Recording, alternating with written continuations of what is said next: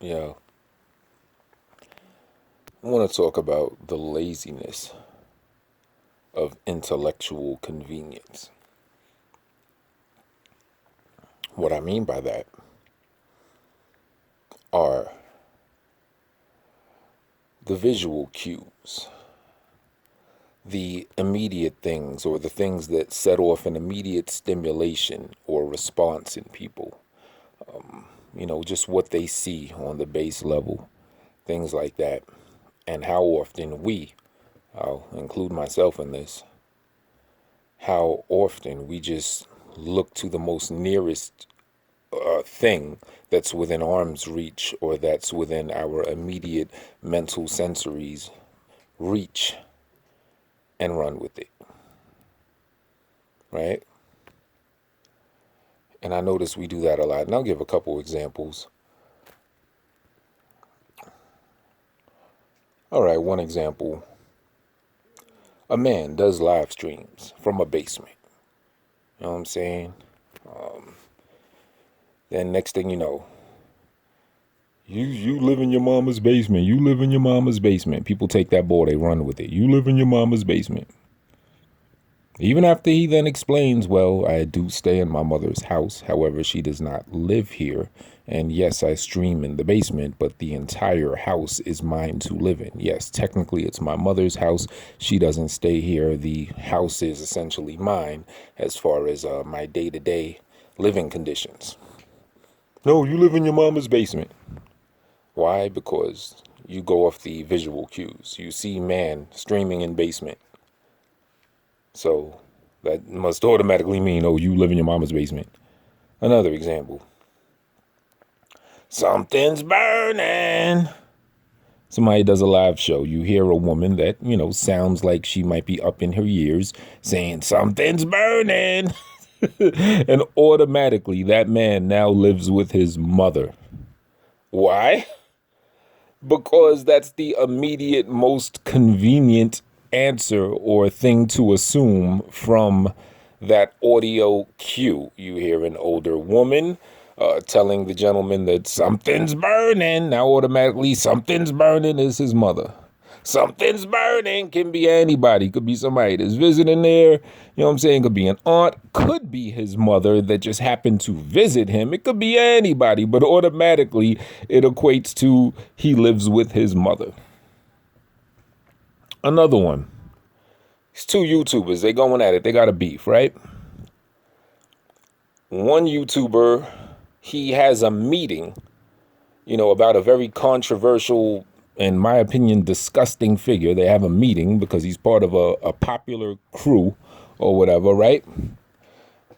And he says that this, polarizing figure that's a disgusting human being, in my opinion, he ends up admitting in that meeting to something that corroborates this particular YouTuber's story.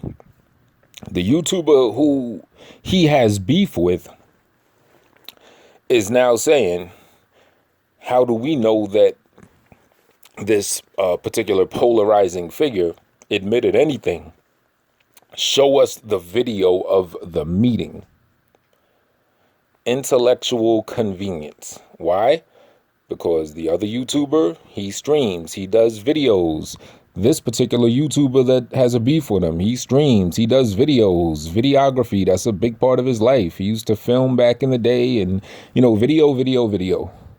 So he automatically reaches out for the intellectual convenience of his world being all about videos. So automatically there has to be video proof. Like that meeting that the other YouTuber's talking about, it had to have been on a video. Why? Because the nearest thought that this other guy could take is like, oh, I live in video world and YouTube world, so everything in the world is on video, not even bothering to mentally take the trip beyond the immediate things in front of his reality and say, well, you know what? I know not every video is on, not every meeting is on video. In fact, a big reason why people have meetings are at times so it could be clandestine and secret. So it not being on video would even constitute more why they had that meeting in the first place. If you're following what I'm saying. Shit, let's take the other YouTuber that he's in contention with. a big part of what started both these two YouTubers' beef. The first one I was talking about that was in the meeting with the other guy, he goes to meet the other YouTuber that he's in beef with now on 125th Street. He goes to 125th Street, broad daylight, daytime, police everywhere. And this YouTuber sees another individual that he has beef with or a problem with or whatever. He makes some quick connections between the guy he has a problem with and the person or persons that he went to meet on 125th Street. And hey, intellectually convenient, he comes to the conclusion that that YouTuber tried to set him up to get killed. He doesn't just speculate this. He actually takes this, runs with it, does live streams making that claim as if it's a hardcore fact. Intellectual convenience. This particular guy, he comes from that about that life world. You know what I'm saying? So being that that's his world that he's from, when he sees things that could potentially be a sign of that about that life type shit, then his mind is automatically going to go there. He doesn't bother to go further beyond his own perception or normality and say, well, maybe it's not that serious. Not thinking like, look, it's broad daylight, there's police everywhere. Oh no, this guy tried to get him killed because he happened to see a guy that he don't like, and he knows that that other dude mixes it up with that guy or has mixed it up with him to some level. Intellectual convenience. I did a show or, a video or whatever yesterday, because somebody sent me a video clip of some shit, right? And even the person that sent me the clip takes the intellectually convenient route of thinking that I'm either in deep cahoots with this person that I did a video on, or, deriding or something like that. Even that's intellectually convenient, the person who sent me the clip. But long story short, person sends me a clip practically like daring me to speak on it. You know what I'm saying? So I saw it and I found what was said in that actually very interesting, and I actually did do a video. So I got the person's name and the title, person I'm doing a video on. I checked the comments today, and what do I see? It's the person I did the video on saying, oh boy, now you're using my name too, shaking my head. Intellectually convenient. Why? Because this particular YouTuber that I did the video on that left a comment to me, a lot of people do videos on him and pretty much try to use his name for come up, such and such, such and such. So you see me with your name in the title, and automatically I'm part of that. I'm trying to use your name. When clearly, if you watch the video, you see I did no more than what this particular YouTube does. Replies to videos, breaks down things that people say that he may not agree with, and, try to draw some insight and talking points from it, to which I did, no more than exactly that. However, it's very intellectually convenient to see the whole pack of people that try to, get at this guy and use his name to step on up while trying to bring him on down. So you see me, see your name and title, automatically I'm just part of that collective. Why? Because it's intellectually convenient. You don't got to really think that far ahead to figure that maybe it's not like that. Intellectual convenience. And remember, I said we, because I'm pretty sure if, you run down my videos or even any contentions I had with people or even certain commentary I might have had, I'm actually willing to bet that I myself have taken the intellectually convenient route before, instead of giving some forethought, some discernment, some consideration of any and other, of other possible variables outside of what may be in my immediate circumference or that fits with my immediate translation of life and reality. As far as I see it, we've all done it. Another one that I mentioned a few times. A racist woman calls a man a monkey. Now, the one she calls a monkey is a black man, but everyone been calling him a monkey.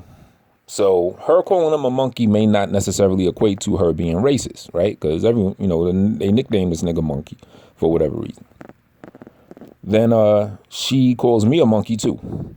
I point out how we're both black. I'm a light-skinned version, he's a dark-skinned version, and I point out, well, shit, he's a monkey, I'm a monkey. I guess we're all monkeys to you, huh? Just by me pointing that out, automatically or intellectually conveniently, people come to the conclusion that, oh, I think I'm too good to be called a monkey. I'm so, you call me monkey too? How I monkey? I light skin. I can't be monkey. That's the thoughts and the feedback that came out of that. Intellectually convenient. They see light, bright man and think that I'm on some old, I don't know, some cooning, elitist, light-skinned shit. I don't know what it is, but wrong. Not it at all. Intellectual convenience. And I'm going to keep saying we, because I include myself. We have to learn to think way further than our immediate visual cues. You know what I'm saying? Think further than situations that may fit within our paradigm or translation or perception of life. You know what I'm saying? Have some actual throughput. You know what I mean? Put that thought that's in your mind and throw that motherfucker beyond, you know, with your visual, emotional, and audible audio senses can translate it as. Give consideration to the possibility that things may be more than what they immediately seem to be from where we are perceiving them. You know what I'm saying? Just something I was thinking about. Again, like I said, I've probably done it too. Actually, before doing this video, I tried to think of examples where I've made that mistake. But as I said, I'm so sure that I am just as flawed in that as anyone else that I will almost say without a doubt that I'm sure you could find me doing those very same examples, even if off the top of my mind I can't think of them. You know what I mean? So when I say we, I'm including myself. It's just that, you know, the thing is I'm being conscious of it. Now, at the same time, some of these examples have been used in roasts against people. Roses, you know what I'm saying? They've been using it for roses against people. Roses. So, could be kind of a fine line because, you know, someone could say, oh, well, I'm just using that for the roses. You know what I'm saying? I don't necessarily know for sure. It's just fun to use for roses. You know what I'm saying? But when things get so repetitive, you know, it's like affirmations. You say it over and over again, even if you don't believe it, like something positive you want for yourself. You keep repeating it 2 million times, 200 times or something like that. It's going to become part of your reality and you're going to run with it and you're going to start believing it. And it will probably make that effect or change in your life that you're hoping it will make. It goes the same way for these roses, where you just run with assumptions. You know, you keep repeating it, and that telephone game is going to have people thinking that that's it. You know, compare it to the 100 monkey theory. You know, people over here, everyone's doing this. You know, the energy of that is just going to become a norm and people are going to run with it. So even with the roses, give some at least a little bit of reservation to think that things probably go further than the immediate thought that you may have for them. I will name one person in this video. I'm going to name Snake Loke. Why am I naming Snake Loke? Because I notice in his videos, you know what I'm saying, roasts and everything, you know, doing the little fun fuckery shit that we all do and everything, right? But even watching that, you know, just that little fun, you know, messing around with people's stuff, I notice that he really reaches past just what's intellectually convenient. The clues and the signs and the things that he's able to find and draw potentialities from, it goes beyond what a lot of us do, myself included, of just reaching for what's intellectually convenient. He goes past the visual cue. So basically, he does the very thing that I notice anyway, that I'm recommending. couple other people. I see Victor Moan, do that a little bit too. But in general, we have to stimulate our minds more, I think. You know what I'm saying? And I'm only doing this video because in so many I could even go into things in my personal life where I've noticed a lot of intellectual convenience, aka laziness. Because when you go for what's convenient without putting some extra stimulation in it, it's laziness. And, there's intellectual lazy people, in my offline world too that I noticed that I was like, oh my goodness, you really drew this from that? Oh, I see, because that just looks like that. That's what's in front of your face, so that must be what it is. Psst. It's kind of crazy, but let's do better.